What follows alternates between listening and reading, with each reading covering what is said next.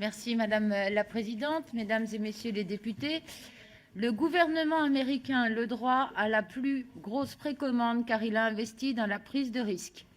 Voilà ce qu'a déclaré Paul Hudson, directeur général de Sanofi, au sujet du futur vaccin contre la Covid-19.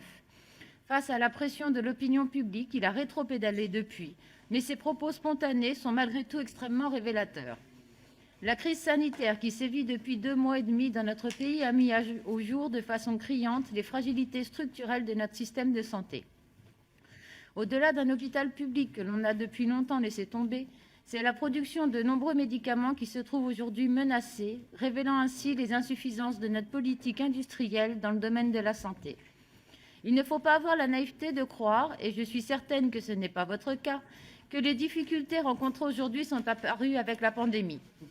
Ces dernières semaines n'ont fait qu'exacerber les conséquences néfastes déjà existantes de logiques privées qui ont dépassé les intérêts publics. Pour que les milliers de vies perdues ne soient pas vaines, je crois fermement qu'il est de notre devoir de tirer les enseignements de cette épreuve douloureuse en remettant le mot « public » au cœur de la santé publique.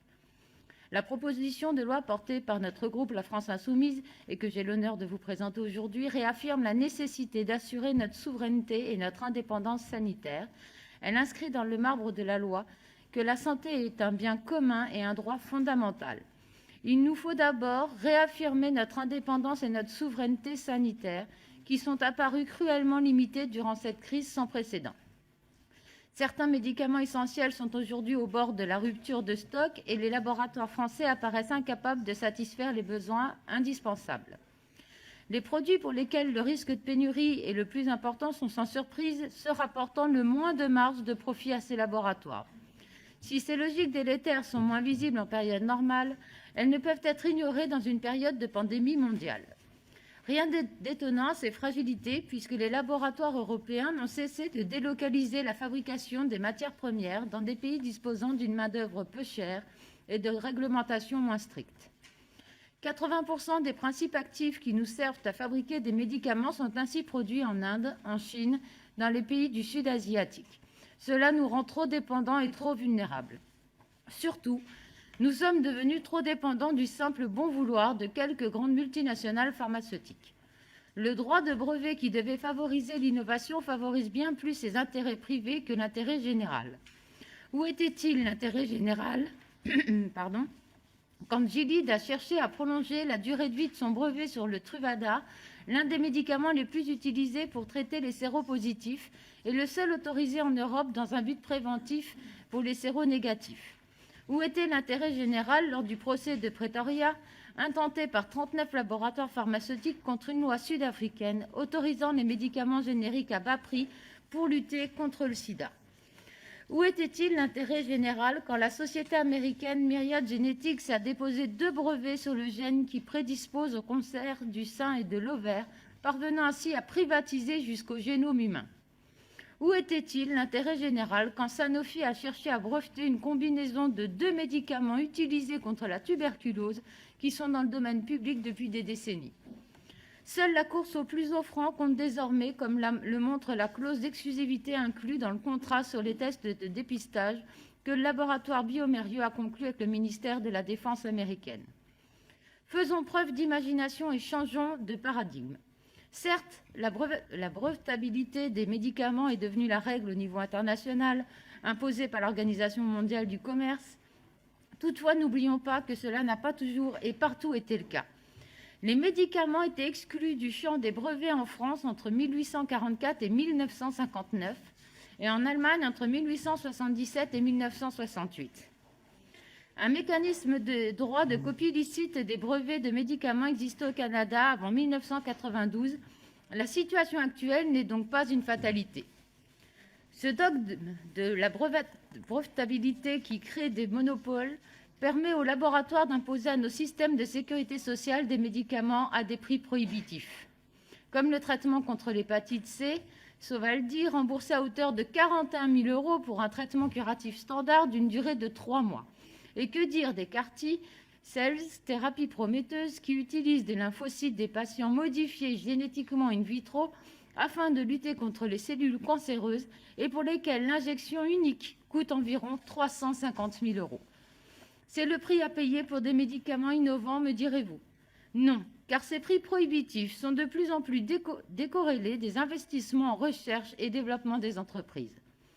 La très sérieuse Cour des comptes elle-même l'écrit dans un rapport de 2017, je la cite. Dans la négociation, les objectifs des entreprises pharmaceutiques se sont déplacés de la mise en avant d'un retour sur leurs dépenses investies en recherche et développement vers des demandes de prix établies en fonction de la capacité à payer des acheteurs publics. Pourtant, les choix que conduisent à faire ces prix prohibitifs sont éthiquement insupportables. Ainsi, en France, le prix du Sovaldi a conduit à le réserver aux malades les plus atteints, alors que l'on sait que les chances de guérison augmentent si la maladie est prise plus en amont et que l'on estime que ce traitement pourrait soigner plus de 90% des personnes atteintes d'hépatite C chronique. Les pouvoirs publics sont à la fois les complices et les victimes de la stratégie des laboratoires, qui pourrait se résumer ainsi: socialisation des pertes, privatisation des profits.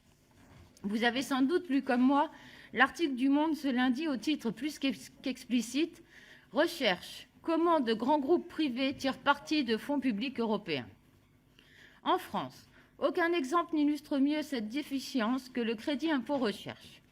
Ce dispositif, qui pèse plus de 6 milliards d'euros par an dans le budget de l'État, était supposé favoriser les investissements et l'emploi dans le domaine de la recherche et développement, en prenant en charge une large partie des dépenses et que les entreprises privées y dédiaient. Cet objectif s'avère très largement détourné, puisque des laboratoires pharmaceutiques n'ont eu cesse de réduire le nombre de leurs emplois liés à la recherche. Surtout, les laboratoires ne présentent pas la facture une, mais deux fois au pouvoir public, en profitant des asymétries d'information et du manque de transparence qui entourent les coûts de production des médicaments. Ainsi, dans un premier temps, l'État finance les investissements de recherche et développement privés, au travers notamment du crédit d'impôt recherche, puis l'assurance maladie prend une deuxième fois en charge sur le long terme ce supposé coût de l'innovation en remboursant certains produits au prix fort. En effet, les mécanismes de fixation des prix ne permettent pas au Comité économique des produits de santé d'avoir connaissance des investissements publics ayant participé au développement d'un médicament. Il est temps de mettre un terme à ces dérives. Ainsi, l'article 1er de la présente proposition de loi entend élargir le dispositif de la licence d'office qui permet de mettre sous licence accordée par l'État l'exploitation d'un brevet. Cela permet ainsi à d'autres laboratoires de fabriquer le médicament avant qu'il soit passé dans le domaine public. Il rend ce dispositif déjà existant plus opérationnel et moins dépendant du bon vouloir des laboratoires. L'article 1er systématise en effet le recours à la licence d'office dès lors que la santé publique et l'intérêt général sont en jeu. Il met également fin à la redevance actuellement due aux dépositaires du brevet dans le cas de l'exploitation d'une telle licence d'office.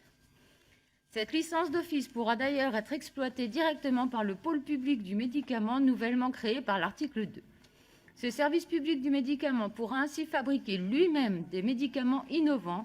Enfin, il pourra également fabriquer des médicaments génériques avant la période d'au moins 10 ans qui protège aujourd'hui le médicament de référence. Il permettra ainsi une production plus rapide et plus efficiente de produits de santé dès lors que l'intérêt général le justifiera. L'article 2 précise l'organisation de ce pôle public du médicament qui assurera dans certains cas l'approvisionnement en produits de santé de la France et d'autres pays en ayant besoin lorsque ce sera nécessaire. La suppression du crédit d'impôt recherche prévu par l'article 3 permettra de rédiger les 6 milliards d'euros de financement vers ce nouvel établissement public. Ces propositions sont depuis longtemps portées par notre groupe et le groupe GDR, mais je crois qu'elles apparaissent aujourd'hui comme la solution nécessaire aux yeux de tous. Ainsi, au sujet du vaccin contre la Covid-19, le président de la République lui-même a déclaré qu'il devrait être un bien public mondial extrait des lois du marché. Je suis, pour une fois, tout à fait d'accord avec lui. Mais au nom de quoi devrait-on réserver ce statut au vaccin contre la Covid-19 ? Le ministre de la Santé a quant à lui admis devant le Sénat que le mécanisme de la licence d'office n'était pas suffisamment rapide et efficace pour faire face aux défis que nous connaissons aujourd'hui. Enfin, le ministre de l'Économie et des Finances a lui-même déclaré pendant la crise sanitaire que persister dans une telle situation de dépendance vis-à-vis de la Chine pour notre approvisionnement en principes actifs serait irresponsable et déraisonnable. Je suis donc certaine que notre proposition de loi saura faire consensus sur tous les bancs, et notamment sur ceux de la majorité. Je vous remercie.